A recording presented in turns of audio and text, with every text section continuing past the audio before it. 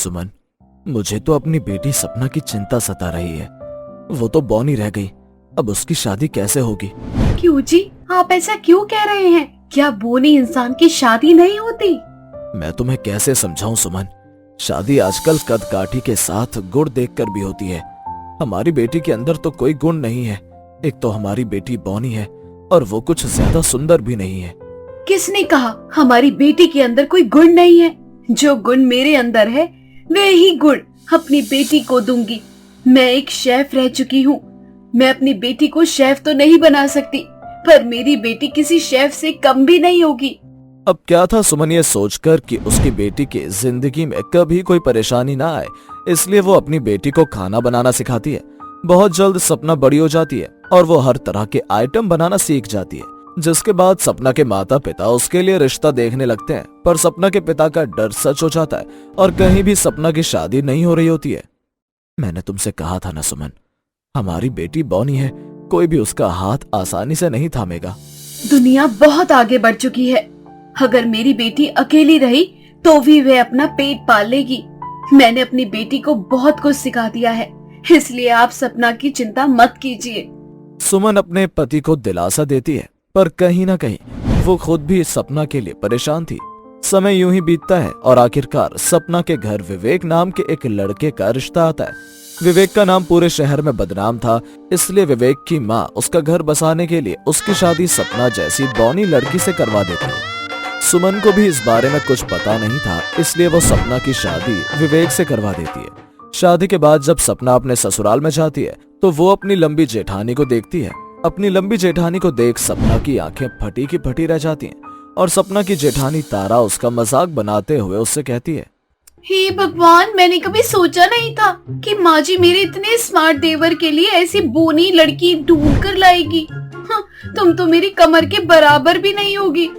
बहू, हर इंसान में कुछ कमियां और कुछ खूबियां होती है। अगर तू लंबी है तो ये तेरी खूबी है, और अगर छोटी बहू बोनी है तो वह उसकी कमी है। इसका मतलब ये नहीं कि तुझ में कुछ कमियां नहीं होगी और छोटी बहू में खूब खूबियां होगी, समझी? माँ जी, आपकी आंखें छोटी हैं, इसलिए आपको कुछ भी साफ नजर नहीं आता, पर मेरे कद की तरह मेरी आंखें भी बड़ी हैं, मैं सब देख सकती हूँ। खैर, मुझे क्या। सपना बहू, अपनी लंबी जेठानी की बातों का बुरा मत मानना। मेरे लिए तो हमेशा दो बहू रहेंगी, एक लंबी बहू और एक छोटी बहू। पर मैं तुम दोनों में कभी फर्क नहीं करूंगी, क्योंकि तू ही है जो मेरे बेटे को अब सुधार सकती है। मैं कुछ समझी नहीं माँ जी। माफ करना, मैंने तेरे घर वालों को नहीं बताया, पर मेरा बेटा थोड़ा सनका है। छोटी छोटी बातों पर लोगों से लड़ाई करता है, उनसे मारपीट करता है, पर मेरा बेटा दिल का बुरा नहीं है। मुझे डर था अगर मैं तुम्हें सच्चाई बता देती तो शायद तुम्हारी माँ इस रिश्ते के लिए मना कर देती। माँ जी, आप भी दिल की बहुत साफ है। आपने पहले भले ही कुछ न बताया हो, पर आपने शादी के तुरंत बाद ही मुझे सब बता दिया। अब देखना, अब इस घर में सिर्फ खुशियाँ आएंगी। इतना बोलकर सपना घर के कामों में लग जाती है, पर सपना बहुत छोटी थी, जिस वजह से साफ सफाई करने में उसे दिक्कत होती है। तो वहीं दूसरी ओर उसकी लंबी जेठानी उसका एक बार फिर से मजाक उड़ाने की कोशिश करती है। क्या हुआ देवरानी जी, घर की सफाई करने में दिक्कत आ रही है? कहो तो मैं मदद करवा दूं? हाँ दीदी, मुझे आपकी मदद चाहिए। घर में बहुत गंदगी हो गई है और मेरा हाथ पहुंच नहीं रहा, आप साफ कर दीजिए।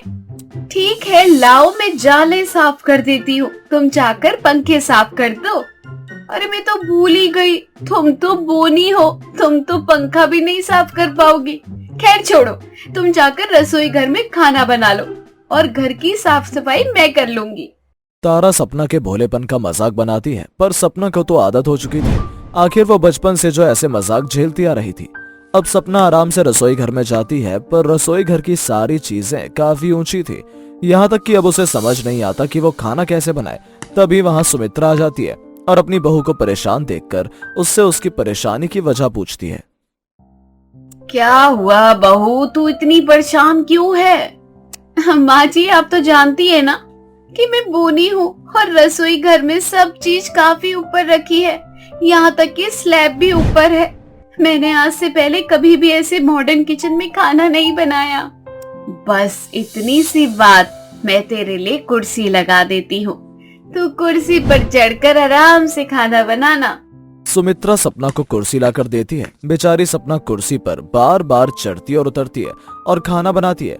अपनी देवरानी को इस तरह से स्ट्रगल करता देख तारा को बहुत हंसी आती है और एक बार फिर वो अपनी देवरानी का मजाक बनाने लगती है। देवरानी जी, खाना बनाने में कितनी मेहनत कर रही हो, पैर दर्द करने लगेगा। मुझे बताओ, मैं तुम्हारी मदद कर देती हूँ। वैसे भी मैं इस घर की फेवरेट बहू हूँ। आखिर मैं घर में सबसे लंबी जो हूँ और मेरे जैसा खाना कोई नहीं बना सकता। और अगर तुम इसी तरह से स्ट्रगल करोगी तो खाना बिगड़ जाएगा, फिर घर वाले बेकार ही तुमसे नाराज हो जाएंगे। कोई बात नहीं दीदी, मैं सब संभाल लूंगी। आप आराम से जाकर बैठ जाइए और खाने की चिंता मत कीजिए। खाने का स्वाद बिल्कुल कम नहीं होगा। सपना का जवाब सुनकर तारा का मुंह बन जाता है और वो वहाँ से मुंह बनाकर चली जाती है। बेचारी सपना अब अकेले ही रसोई में खाना बनाती है। कुछ देर बाद जब सपना के हाथों का खाना घर वाले खाते हैं तो वो सब उसके खाने की तारीफ करते हुए नहीं थकते। सपना बहू, मैंने सोचा नहीं था कि तू इतना अच्छा खाना बना देगी। तुझे खाना बनाने में कितनी मेहनत लगी होगी। तेरा कद छोटा है पर तेरे खाने का स्वाद किसी 5 स्टार होटल से कम नहीं है। माँ जी, इतनी तारीफ करो जितनी इसकी हाइट है। झूठी तारीफ करके इसे आप चने की झाड़ पर चढ़ा रहे हो। अगर ये गिरी बेचारी तो देवरानी जी की कमर टूट जाएगी। बहू, माना कि तू लंबी है पर इसका मतलब ये नहीं कि तू अपने घमंड में रहे। और एक बात मैं कभी झूठ नहीं बोलती। अपनी देवरानी के हाथों का खाना खाकर तो देख, क्या पता तेरा सारा घमंड टूट जाए। सुमित्रा के ज्यादा जिद करने पर तारा अपनी बौनी देवरानी के हाथ का खाना खाती है और खाते खाते उसकी सोच अपनी बौनी देवरानी के लिए पूरी तरह से बदल जाती है। जिसके बाद घर की साफ सफाई का काम लंबी बहू के हाथों पड़ जाता है और खाना बनाने का काम बौनी बहू के हाथों। और इसी तरह से सपना बौने होने के बाद भी अपने ससुराल में एकता बनाकर रखती है। रात को अचानक लाइट चली जाती है और गर्मी से परेशान होकर श्वेता अपनी सास कमला के पास जाती है और उनसे बोलती है, अरे माँ जी, लाइट चली गई और गर्मी बहुत लग रही। एक काम करिए, छत पर चले मेरे साथ, वहीं सो जाना। बच्चे भी परेशान हो रहे हैं गर्मी में। अच्छा बहू, ठीक है, तो एक काम कर, बिस्तर लेकर ऊपर जा, मैं जरा पानी लेकर आती हूँ। रात को अगर बच्चों को प्यास लग गई तो वो अंधेरे में नीचे कैसे आएंगे। ठीक है माँ जी, मैं बिस्तर लेकर जा रही हूँ। आप पानी और मच्छरदानी याद से लेते आना। मच्छर भी काटेंगे ऊपर, इसीलिए मच्छरदानी लगा लेंगे ताकि थोड़ी नींद सुकून की मिल जाए। अच्छा बाबा, ठीक है, तू ऊपर तो चल, मैं आती हूँ। और हाँ, बच्चों को भी साथ लेकर जाना। कमला अपने पूरे परिवार के साथ छत पर सोने के लिए चली जाती है। तभी गर्मी के साथ साथ मच्छर भी काटने लगते हैं। बेचारी श्वेता परेशान हो जाती है और आधी रात को अपने पति विनोद को फोन करती है। विनोद, जो कि मजदूरी करने के लिए किसी दूर शहर गया था, ज्यादा काम होने के कारण वहीं रुक जाता है।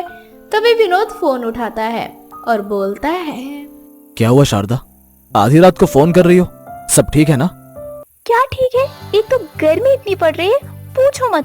ऊपर से तुम्हारे घर में मर मर के चलने वाला एक ही पंखा है और उस पंखे में पूरा परिवार एक साथ गुजारा करना पड़ता है। एक तो यहाँ लाइट बहुत जाती है और कम से कम एक कूलर और इन्वर्टर तो लगवा दो, कम से कम नींद तो ठीक से आ जाए।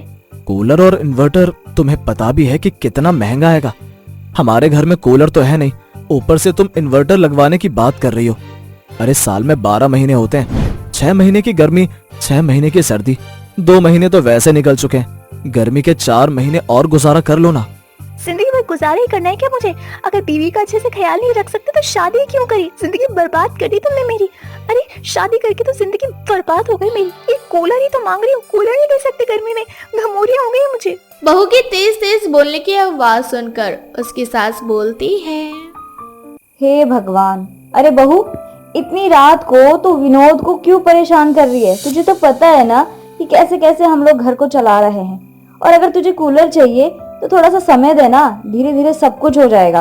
अरे भाई जी, मेरे माँ बाप ने ना जाने कौन सी गरीब घर में मेरी शादी करवा दी। अरे कूलर तो आजकल हर किसी के घर में होता है। इतना भी कोई क्या गया गुजरा कि जैसे आप लोग हैं बहू जरा ना सोच समझ कर बोला कर। तू गुस्से में कुछ भी बोल देती है, तुझे पता ही नहीं होता कि तू क्या बोल रही है।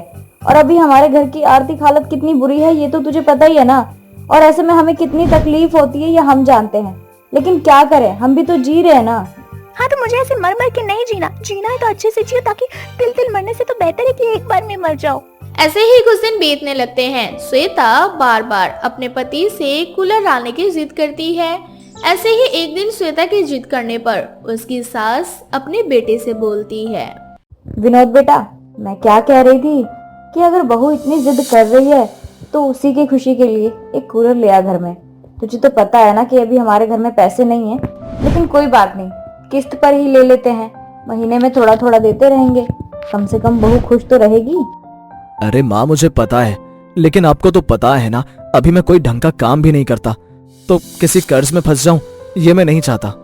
बेटा इंसान कमाता क्यों है? घर परिवार के लिए। अगर हमारा घर परिवार खुश नहीं रहेगा तो क्या करेंगे हम इस कमाई का? मेरी बात मान तो बहू के लिए कूलर ले ले।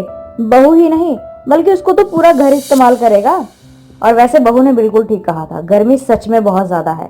ठीक है माँ, आप तो बहुत सोचती हो अपनी बहू के बारे में, लेकिन वो इतना नहीं सोचते आपके बारे में। आप चिंता मत करो, मैं शाम को कूलर ले आता हूँ। ऐसे ही शाम को विनोद किस्त पर एक कूलर ले आता है। कूलर देखकर श्वेता बहुत खुश होती है और श्वेता अपने पति विनोद से बोलती है, विनोद कूलर को ना मेरे कमरे में लगवा देना और माँ जी के रूम में पंखा। श्वेता के मुंह से ये बात सुनकर विनोद को बड़ा अजीब लगता है, लेकिन वे उसे कुछ नहीं कहता और आखिरकार श्वेता की जिद करने के कारण कूलर उसी के कमरे में लगता है। ऐसे ही एक दिन गर्मी बहुत ज्यादा थी। सास बहू के कमरे में आकर सो जाती है। तभी वहाँ श्वेता आती है और बोलती है, अरे माँ जी ये क्या है, आप मेरे कमरे में आकर क्यों सो गए? आपके कमरे में पंखा लगा हुआ है ना, तो आप वहाँ जाकर सोना। और वैसे भी इतना बोलने के बाद आपका बेटा एक कूलर लेके आया, उस पे भी आप अपना कब्जा जमाने लगी। अरे बेटा वो मेरी आंख लग गई और कब्जा करने यहाँ नहीं आई हूँ मैं। दूसरी बात, गर्मी बहुत ज्यादा हो रही है और तू भी यहाँ सो जाना मेरे साथ, क्या दिक्कत है? वैसे भी छत पे तो हम साथ में ही सोते थे ना। माँ जी मैं ऐसे नहीं सो सकती, आपको पता है ना मुझे फैल के सोने की आदत है, और कूलर मेरे पति लेकर आए, तो आप इस पे कब्जा जमाना बंद करो। बहू ये तेरा मेरा क्या होता है? बाकी अगर तुझे अच्छा नहीं लगा कि मैं कूलर में सो गई तो माफ करना, आगे से मैं तेरे कमरे में या फिर इस कूलर में नहीं सोऊंगी। अब बेचारी सास का मुंह बन जाता है और वो अपने कमरे में आ जाती है। ऐसे ही देखते देखते कुछ दिन निकल जाते हैं, लेकिन दिन प्रतिदिन गर्मी और ज्यादा बढ़ती जा रही थी।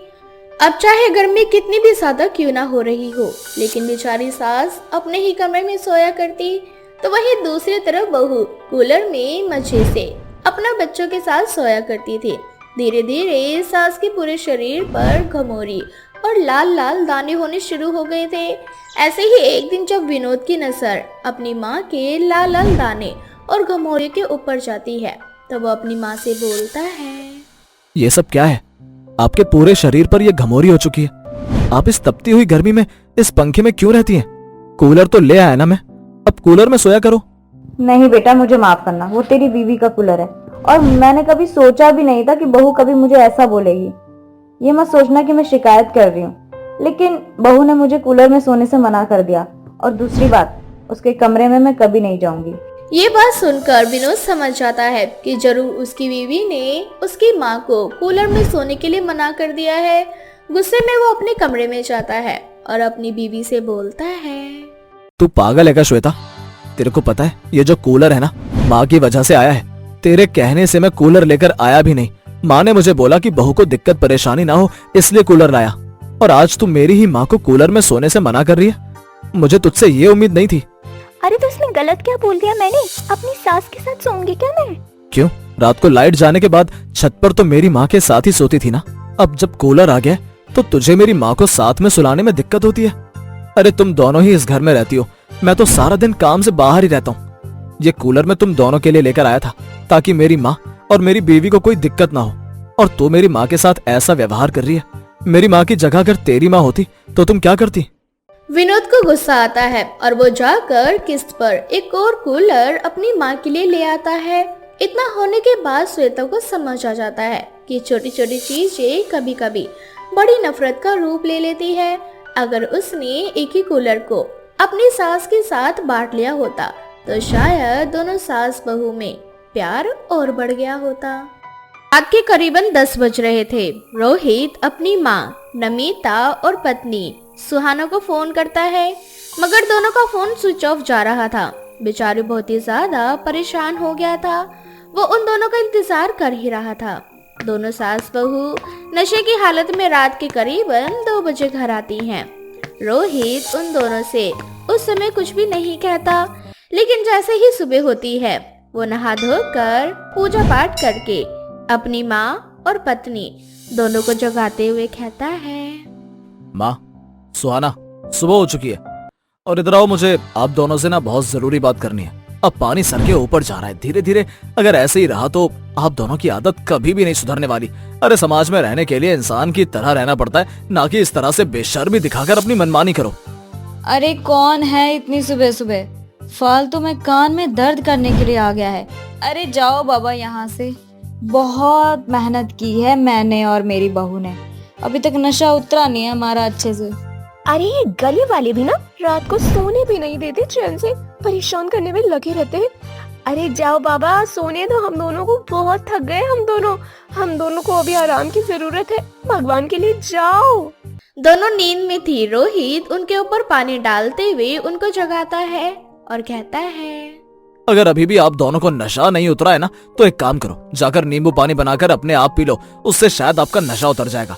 और अभी फिलहाल के लिए आपका नशा उतरना बहुत ही जरूरी है, वरना मजबूरन मैं बिना खाए पिए ऑफिस के लिए चला जाऊंगा। वैसी बहुत ही ज्यादा इज्जत बना रखी है अब दोनों ने मेरी। भूखे पेट चला गया तो क्या ही फर्क पड़ेगा आप दोनों को। अरे मेरे लाल, क्या हो गया? क्यों इतनी सुबह सुबह गुस्सा कर रहा है? सब ठीक है ना? वहाँ अब आपको अपने लाल की याद आ रही है? आपको पता है आपका लाल कितना ज्यादा परेशान हो गया था? मैंने आपको इतना कॉल किया, सुहाना को इतना फोन किया, लेकिन आप दोनों में से किसी का भी फोन लगने का नाम ही नहीं ले रहा था, क्योंकि आप दोनों तो मस्त थे अपनी मस्ती में। बाहर में गया आपका बेटा, क्या फर्क पड़ता है अगर वो परेशान भी था तो। अरे बेटा ऐसा मत बोल, तू तो मेरी जान है। बस कल थोड़ी सी ज्यादा हो गई हम दोनों की, लेकिन मेरी तो किस्मत खराब है जो मुझे ना ऐसी निकम्मी सी बहू मिली है। नमिता और सुहाना दोनों एक दूसरे को घूरने लगती है और आपस में लड़ते हुए एक दूसरे से कहती है, अरे वाह सासू माँ, उल्टा चोर कोतवाल को डांटे। मैंने आपको कितना मना किया था सासू माँ, इतना मत पियो, लेकिन आप तो मेरी सुनती ही नहीं। अगर मैंने ज्यादा पी ली तो तूने कौन सी छोड़ दी? पैग पे पैग मारी जा रही थी।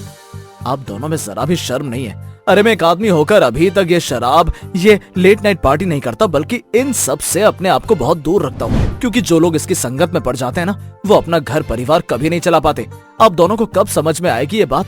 अपनी मस्ती में इतने ज्यादा मस्त हो कि आपको मेरा ख्याल ही नहीं है कि मैंने रात को खाना खाया नहीं खाया। रोहित उदास होकर ऑफिस के लिए बिना खाए पिए चला जाता है, जिसके बाद नमिता और सुहाना को बहुत बुरा लगता है और वो दोनों आपस में कहती है, हे राम जी, मेरा बच्चा तो बिना खाए पिए ऑफिस चला गया। मैं एक काम करती हूँ, रोहित जी के लिए खाना बनाकर उनके ऑफिस में उनको दे आती हूँ। ठीक है बहू। सुहाना थोड़ी देर में रोहित के लिए खाना बनाती है और अच्छे से बोल्ड लुक में तैयार होकर रोहित के ऑफिस जाती है। रोहित के ऑफिस में सभी लोग सुहाना को देखने लगते हैं और कुछ लोगों के दिलों में तो सुहाना के लिए प्यार की घंटियां बजना शुरू हो जाती है।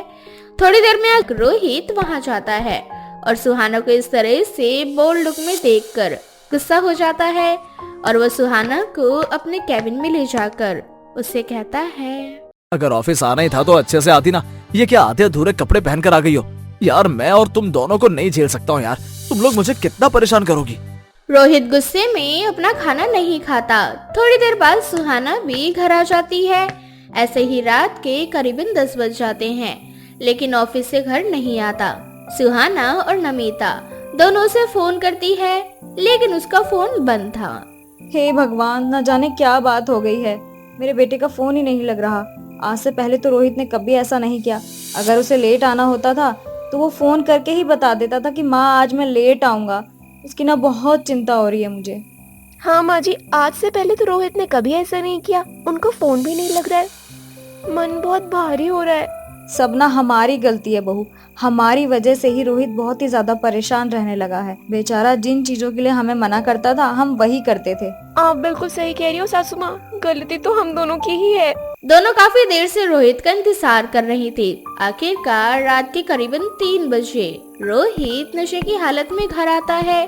ये देखकर सुहाना और नमिता को बहुत ही ज्यादा बुरा लगता है, लेकिन दोनों उसे किसी तरह से कमरे में ले जाती हैं और उसे सुला देती है। ऐसे ही अगली सुबह जब रोहित उठता है तब नमिता और सुहाना उसे कहती है, ये सब क्या है रोहित? कल रात को तू दारू पी के आया था, यही संस्कार दिए हैं क्या मैंने तुझे? और जो काम तूने कभी नहीं किया वो तू अब करने लगा है। आखिर ऐसी क्या बात हो गई है जो तुझे नशा करने की जरूरत पड़ गई? बोलो रोहित, माँ जो पूछ रही है उसका जवाब दो। तुम तो कभी शराब नहीं पीते थे, फिर कल तुमने शराब क्यों पी? आखिर कौन सी बात है जो तुम्हें परेशान कर रही है और तुमने इतना बड़ा कदम उठा दिया उस चीज के लिए? देखो, पहली बात तो ये, मेरी लाइफ है, मुझे जो अच्छा लगेगा मैं वो करूंगा। तुम होती कौन हो मुझे रोकने वाली? हाँ, तू भूल गया क्या बेटा? जिस काम के लिए तू हमें मना करता था वही काम आज तू कर रहा है। हाँ तो ये मेरी लाइफ है, मेरा जो दिल करेगा मैं वही करूंगा। आप दोनों को इससे कोई मतलब नहीं होना चाहिए। ऐसे ही समय बीतता जाता है। अब रोहित आए दिन शराब पीकर घर आया करता। नमिता और सुहाना दोनों बहुत ही ज्यादा परेशान हो जाती है। रोहित की हालत देखकर उन दोनों को बहुत बुरा लगता है। ऐसे ही एक रात रोहित घर नहीं आता। वो पार्टी करने में इतना ज्यादा बिजी था कि उसे अपनी माँ और बीवी को ये बताने तक का टाइम नहीं था कि वो आज घर नहीं आएगा। अगली सुबह जब वो घर जाता है तो सुहाना और नमिता दोनों उस पर बहुत ज्यादा गुस्सा करते हैं और उनसे कहती है, ये क्या तरीका है रोहित बेटा? आजकल तू पार्टी भी करने लगा है। 27 साल की उम्र हो गई है तेरी, और इन 27 साल की उम्र में तूने कभी शराब को हाथ नहीं लगाया, ना कभी पार्टी वार्टी की है, और आज तू ये सब करने लगा है। क्यों माँ, अगर घर की औरतें ये बेशर्मी दिखा सकती हैं तो मैं आदमी हूँ, मैं क्यों नहीं कर सकता? याद करो वो दिन जब मैं आप दोनों को बहुत ही ज्यादा समझाता था कि बंद कर दो ये सब, आप दोनों को समझ में नहीं आता था, और अब जब मैं कर रहा हूँ तब आपको बहुत तकलीफ हो रही है। वही तकलीफ मुझे भी उस समय होती थी। मैं अभी आपका बेटा हूँ और मुझे बिल्कुल अच्छा नहीं लगता था कि मेरी माँ मेरी पत्नी आधी आधी रात को शराब पीकर घर आती है। बहुत बुरा महसूस होता था मुझे। नमिता और सुहाना को खुद पर बहुत ही ज्यादा शर्मिंदगी महसूस होती है और वो दोनों उसे माफी मांगती है। इसके बाद रोहित उनसे कहता है, देखो माँ, मैं अपने परिवार में सुख शांति चाहता हूँ, इसलिए मैं तो वादा कर रहा हूँ कि मैं अब शराब नहीं पीऊंगा। लेकिन आगे से अगर आप दोनों में से किसी ने भी ये सब शुरू किया फिर से, तो मैं उसी रास्ते पर चले जाऊंगा जिस रास्ते पर मैं अभी चल रहा हूँ। इस तरह से रोहित अपनी माँ और पत्नी को उन्हीं की लैंग्वेज में उन्हें वो लेसन समझाता है। अब नमिता और सुहाना दोनों सारे बुरे काम छोड़कर घर गृहस्थी और अपना ध्यान लगाती हैं।